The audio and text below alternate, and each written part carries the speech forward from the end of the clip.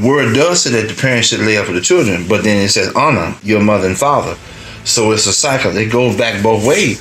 But you know, some people, parents do and the children don't do, and it cuts the circle off. But it's the same way even a lot of time where the parents didn't lay nothing up for the kids, and then the kids honor them to the point, and they honor, and they give, blah, blah, but this indeed, and it hurts them because the circle wasn't full. It wasn't a full circle.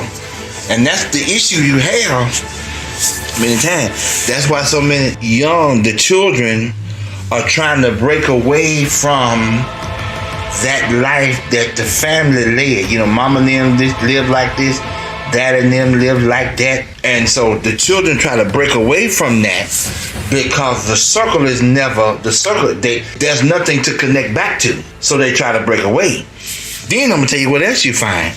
When that circle doesn't come, you'll notice something. And I know it might not make no sense, but I'm telling you what you notice. You'll notice that when the circle when that honor don't come back, and that laid up reward and treasure don't, when those two things, because honor and treasure work together, when those two things don't work together, the children separate.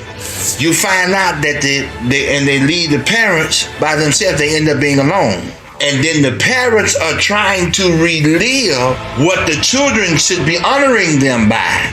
So you find them all out trying to be young and all this other stuff because that honor didn't come back in the full circle. And it's a circle, and you find out that when the circle don't come, when it's not fitted both ways, you try to make up for it. And that's why you see so many of these older people trying to live young, be young, riding with their hair back and all this because the circle wasn't fulfilled. All of that was placed in to honor your mother and father, even in the older years, to bring joy to your mom. If you go back and you read, even if I just take Isaac, when Jacob was gone and he began to have all, he came back. When he came back, it brought Isaac and Rebecca so much joy because this was the fulfilling of the circle.